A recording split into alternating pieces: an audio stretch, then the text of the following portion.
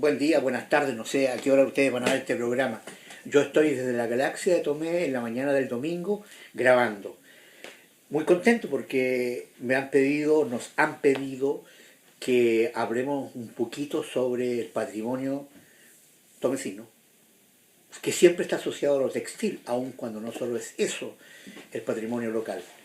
Nosotros provenimos desde la raza mapuche, que era fundamentalmente extractora de mariscos, pescados, de nuestro riquísimo entonces litoral. Ahora está depredado. Esos mapuches después mezclados con los españoles, y fuimos haciendo los criollos y los chilenos, campesinos fundamentalmente en la siguiente época, campesinos que vinieron a dejar en ocasión de la fiebre del oro en California y Estados Unidos, el trigo que era transformado en los molinos que se instalaron en Tomé para exportarlos a California, a Estados Unidos. En torno a la industria del trigo, transformado en harina, surgieron 14 manufacturas que sirvieron de base a la instalación en el año 1865 de la industria textil Bellavista, Tomé. Es un producto de, yo diría, de la lucidez de los empresarios que en vez de quedarse con los recursos que habían ganado, fueron capaces de traer tecnología de punta en la época aquella, segunda revolución industrial en Europa. Trajeron telares, trajeron técnicos que vinieron a enseñar a los campesinos que habían venido a dejar trigo el manejo de las máquinas de los telares y producir telas. Eso significó la aparición de la clase obrera moderna chilena en Tomé, así como en Valparaíso y Santiago. Antes ya había los trabajadores de las minas, pero ellos eran con herramientas, no con máquinas, que es una característica del proletariado moderno. La segunda característica que tenían esos trabajadores obreros textiles era que no dependieron siempre solo del salario, no se proletarizaron en forma completa, por cuanto su pertenencia a la tierra de donde provenían, porque sus familias además quedaban allá, pudieron seguir viviendo gracias a la cantidad de frutos de la tierra. Traían el propio trigo, las papas, las legumbres, las frutas, el vino.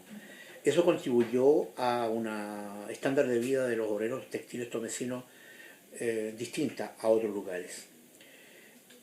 Estos obreros textiles además tuvieron la característica de ser adiestrados, formados en términos del manejo de las máquinas por técnicos extranjeros que no solo traían este conocimiento de máquinas, sino que además venían de una Europa convulsionada por diferentes ideas que habían aparecido en el nuevo modelo, que era la industrialización. Entonces estaba el prionismo, los anarquistas, los marxistas. Todas esas ideas también fueron permeadas a los trabajadores textiles al mismo tiempo de aprender el manejo de los telares y otras máquinas. Eso hizo de que el obrero textil del año 1865 fuera un adelantado respecto del resto de Chile, que seguía campesino y que solo se industrializó en el año, en la década del 40, después de la creación de la Corfo, con el desarrollo hacia adentro o sustitutivo de importaciones, producto de la crisis del año 29. Recién entonces Chile se industrializa y los trabajadores empiezan a formarse en torno a la industria, lo que significa una mentalidad nueva.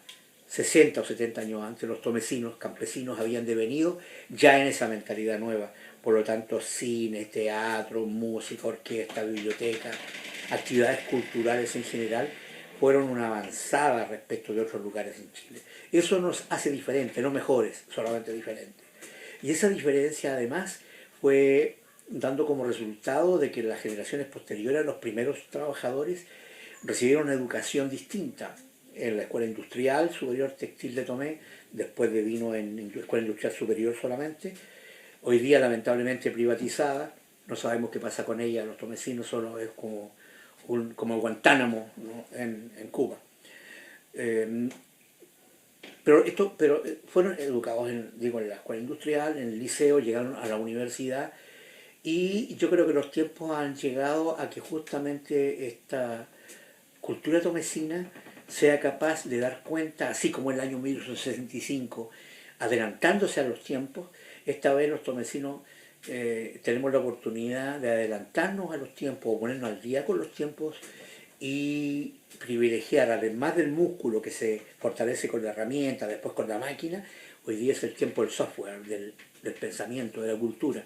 Y en ese sentido, reconocido en la región, el arte y la cultura tomesina tienen un nivel bastante bueno, que yo diría que nos desafía a nosotros mismos para seguir fomentando, desarrollando actividades culturales y artísticas que pueden significar el desarrollo de algo que viene, que es muy importante y que no es considerado mucho por los economistas y por la clase política y la élite dirigente, que es la industria naranja. Es importantísimo el impacto que puede producir la actividad cultural y artística en la economía del país. Y por supuesto estamos hablando de la galaxia de Tomé.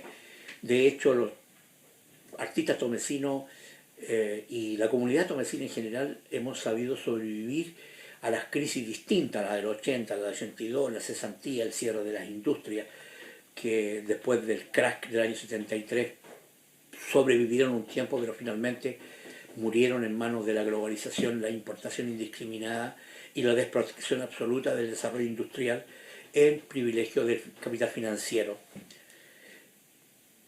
Esto no tiene que ver con razones, con discursos políticos, sino que es la realidad objetiva.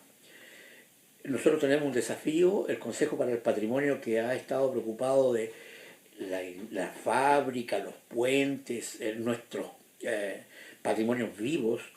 Hemos formado el Consejo del Patrimonio, ya lo señalo, también la Corporación La Fábrica, preocupada principalmente del destino que va a tener ese monumento, que es la industria textil, que todavía está erguida a cargo de un cuidador del empresario.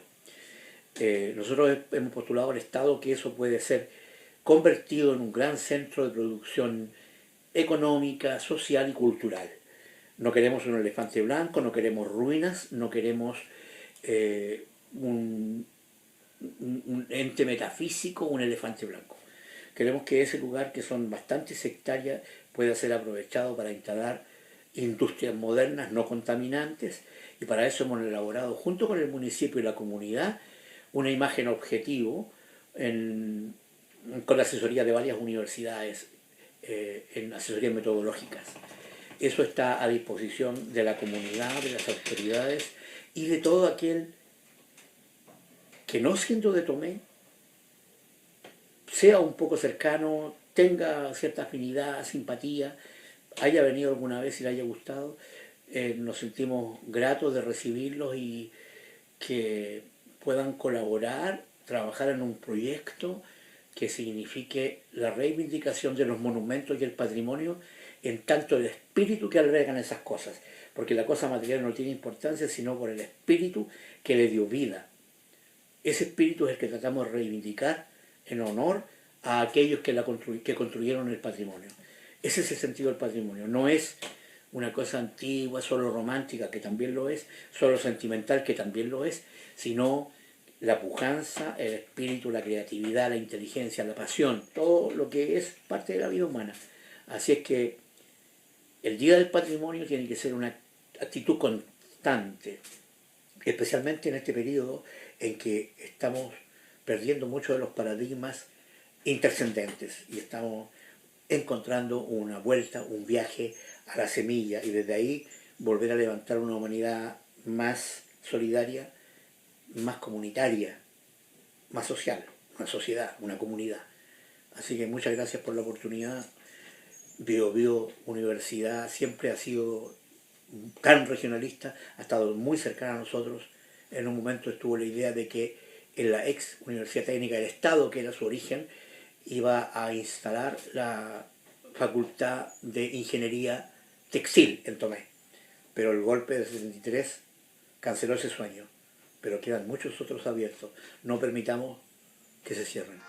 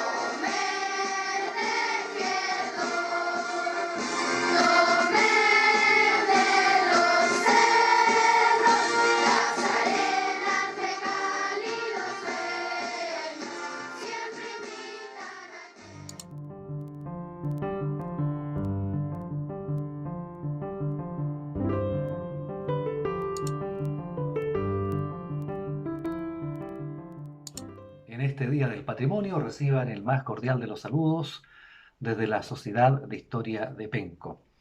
En unos breves minutos queremos invitarles a hacer un resumen de lo que ha sido el devenir de la industria locera en nuestra comuna de Penco y por cierto también su valor patrimonial. No se puede comprender el transitar histórico de Penco sin la relación estrecha que desde su más remoto origen tuvo nuestro territorio con la tierra. Y aquí me refiero literalmente a la tierra, a los minerales que ésta nos regala, a los compuestos arcillosos, en lo particular la greda y el caolín. En el Penguco ancestral, el actual Penco, anterior a la irrupción de la hueste de conquista hacia 1550, la alfarería estaba totalmente integrada a la vida cotidiana del pencoche originario. Más aún cuando los recursos naturales se encuentran en abundancia, y ello ocurre hasta nuestros días con respecto a la greda en Penco. Además, la greda se convierte en un punto de convergencia entre el peninsular y el aborigen. Dentro de lo distintos que son y de lo extraño que es el uno para el otro, la alfarería al menos es conocida por ambos. Los españoles andaluces la elaboran finamente gracias a la influencia árabe de 700 años. Botijas y tinajas llegan a América y acá son incorporadas al repertorio de la naciente artesanía criolla. Es tan evidente y estrecho el vínculo de Penco con el mineral arcilloso que una de sus más emblemáticas poblaciones lleva el nombre de Población La Greda, ubicada en el camino hacia Concepción, un poco antes de llegar al sector de Cosmito. En el desarrollo industrial de la alfarería pencona podemos encontrar alguna primera reseña, la que se remonta a los principios del siglo XIX, hacia los estertores de la Guerra de la Independencia. En 1822 visita a Chile María Graham, viajera y escritora inglesa. En sus escritos de viaje hace una referencia a los artículos que se venden en un mercado de Valparaíso, dentro de los cuales se encuentran jarros de greda fina de Penco. Junto al uso utilitario doméstico, los primeros emprendimientos en Penco asociados a la greda fueron la elaboración de tejas y ladrillos, lo que se acentúa hacia la segunda mitad del siglo XIX. Luego del terremoto de 1835, la firma Bridge y Compañía de Valparaíso compra una pequeña fábrica de ladrillos y cal, ubicada en un extremo del entonces pequeño Villorrio de Penco.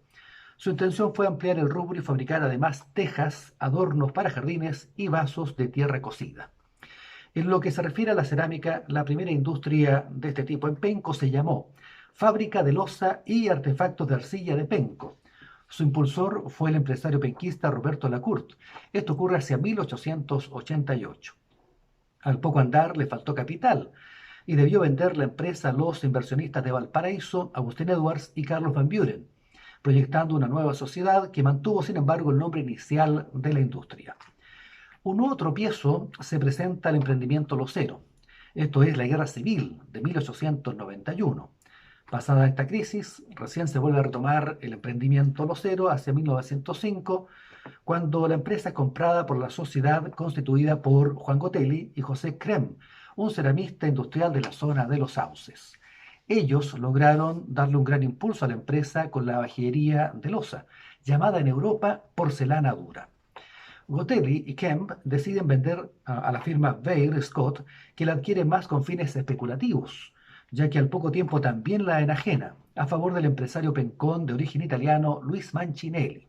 Mancinelli era un reconocido comerciante de Penco, pero no pudo manejar bien la industria y por tanto también la vende en 1927. Ese año, el de 1927, marca un antes y un después en la historia de la fabricación de loza en Penco.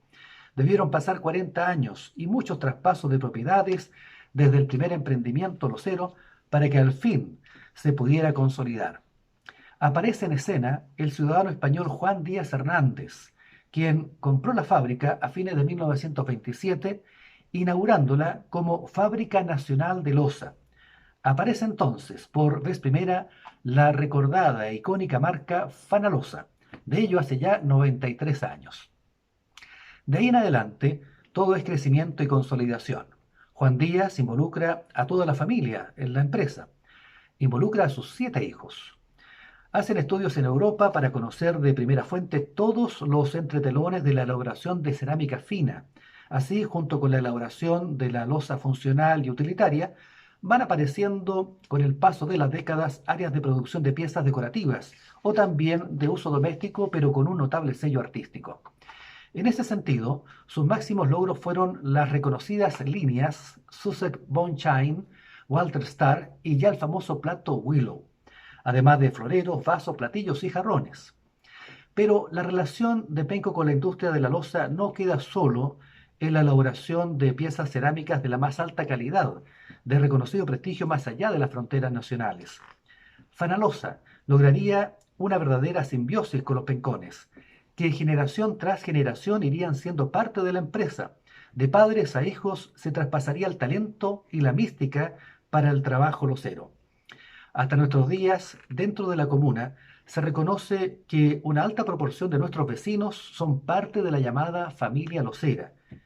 Es que junto a la empresa hicieron sus vidas, formaron sus familias, criaron a sus hijos, y la empresa, Fanalosa a la par, fue entregando a la comunidad progreso y bienestar.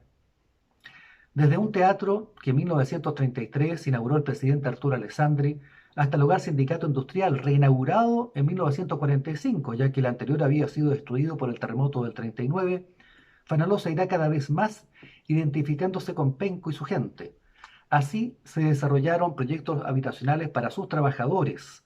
En diciembre de 1948, el presidente de la época, Gabriel González Videla, inaugura la primera población locera de Penco, y en homenaje a su fundador, fallecido en 1932, pasó a llamarse población Juan Díaz Hernández. Hoy la conocemos como población Fanalosa.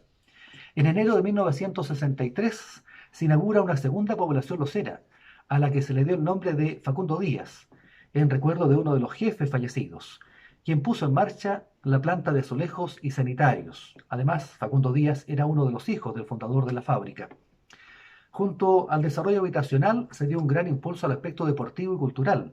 En Penco, como en toda ciudad industrial, se mantenía una sana y permanente pugna entre los talentos deportivos de las distintas fábricas, y en Penco los clásicos rivales fueron siempre Fanalosa y Kraft. Un periódico también circuló al interior de la planta Fanalosa y en la comuna entera, ya que en cada familia pencona al menos había un locero que llevaba un ejemplar a su hogar. Como señalaba en un comienzo, Penco y Fanalosa han ido más allá del inicio y término de una razón social empresarial. Esa relación se incorporó y arraigó en la gente de Penco. Es parte consustancial del patrimonio local. Por ello es que en los relatos, en las calles, en las poblaciones, en los objetos y en la mesa de cada familia pencona estará eternamente presente Fanalosa. Para los hijos de Penco, un verdadero tesoro cultural e histórico a preservar y a difundir. Piedra blanca y de colores, agregándole el caolín. Fueron tazas con sus platos, lo que hiciste al partir. Traspasaste las fronteras y afuera tu nombre se ve. Fanalosa o Loza Penco, la industria que aún sigue en pie.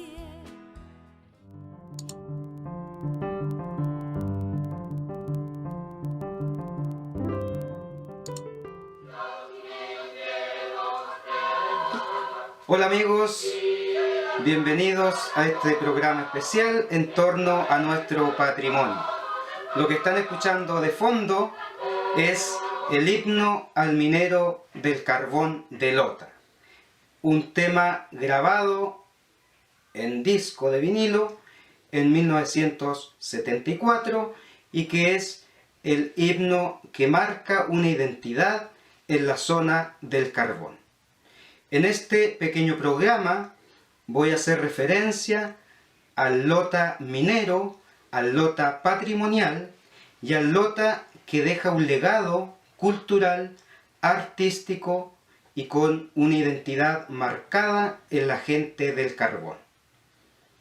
Cuando el gobernador de Chile, don Ángel de Peredo, en 1662, funda la ciudad de Santa María de Guadalupe, nunca se imaginó que en estos lugares, en este sector, al otro lado, ¿no es cierto?, del Biobío, iba a realizarse y producirse una de las minas más importantes del sur de América, las minas de carbón.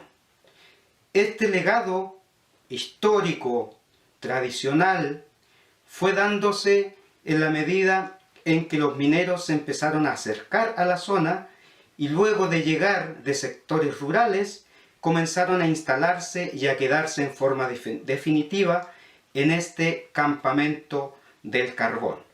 De ahí empiezan las construcciones, se empieza a formar el Lota Alto como una ciudad industrial a gran escala, cuando don Matías Cousiño en 1852 compra a los propietarios del sector aledaño a la costa, en Lota Alto, a la familia Cabullanca, compra los terrenos y empieza la explotación a nivel industrial del carbón. De ese carbón negro que sale de las entrañas de la tierra, de ese carbón que está sumergido a muchos kilómetros bajo el mar, surge una forma de vida muy particular y una condición de trabajo que con el correr del tiempo van marcando lo que es la identidad minera del carbón. De esa identidad surgen muchos elementos, muchas fábricas, muchos íconos que nos marcan y que se transforman hasta el día de hoy como un legado en lo que conocemos como patrimonio. De ese patrimonio, actualmente Lota posee una cantidad muy importante de monumentos nacionales, monumentos históricos, inscritos en el registro de monumentos históricos de nuestro país. Es la ciudad del sur que posee mayor cantidad de monumentos históricos. Y dentro de estos monumentos históricos tenemos la central hidroeléctrica de Chivilingo, que fue fundada en 1895. También tenemos el Chiflón del Diablo, donde Baldomero Lillo, ¿no es cierto?, nos lleva a recorrer estos lugares en su gran libro, su gran obra, Subterra, en 1904. También hay otros edificios menos conocidos, pero que actualmente tienen esta categoría de monumento histórico, como lo es el edificio del Desayuno Escolar, una construcción arquitectónica muy bella que data de 1933 y que fue el lugar destinado para dar desayuno a los hijos de los mineros. Otro monumento histórico es el Fuerte de Colcura, de 1602, y el Fuerte de Lota, también declarado monumento histórico, y que también de muy antigua data, de 1661. Otro edificio patrimonial es la Gota de Leche, como también lo es el Pabellón 83, el Parque Isidora Cousiño, el Teatro Minero, conocido como el Sindicato número 6, la Torre Centenario y el barrio de Lota Alto, también como monumento histórico de zona típica. Pero también en el año 2015 se le da esta categoría de monumento histórico a la cerámica artística de Lota. Y cuando hablo de la cerámica artística de Lota, me refiero a este tipo de piezas que se crearon y fueron desarrolladas en la minería del carbón, al alero del carbón, por manos de mujeres obreras, hijas, esposas de los mineros, quienes en forma muy delicada fueron dándole vida a estas piezas, pintándolas, decorándolas, y que actualmente tienen la categoría de patrimonio histórico, ya la cerámica artística de Lota. Y otro tipo de patrimonio que viene dentro de una identidad de tradición es la poesía popular. Esta poesía que se ha ido desarrollando también en forma oral, de una generación a otra traspasada, y que marca un hito muy importante en la década de 1950, cuando los propios mineros escriben en la sección de lira popular que apareció en el diario El Siglo. Y de ese trabajo de lira popular tengo este bello libro, ya que es un trabajo nuevo que acabo de editar, que quiero compartir con ustedes un verso, un poema de los mineros. Está escrito por Juan II Plasencia, un gran poeta de la zona del carbón. Voy a leer y compartir 2 versos de este poema. Dice: nuevamente escribo yo un verso para el minero, para el hombre más sincero que jamás he conocido, para el que ha sido aguerrido para salvar a su nación, para el que extrae el carbón en una lucha sufrida, trabajando bajo el mar sin importarle su vida.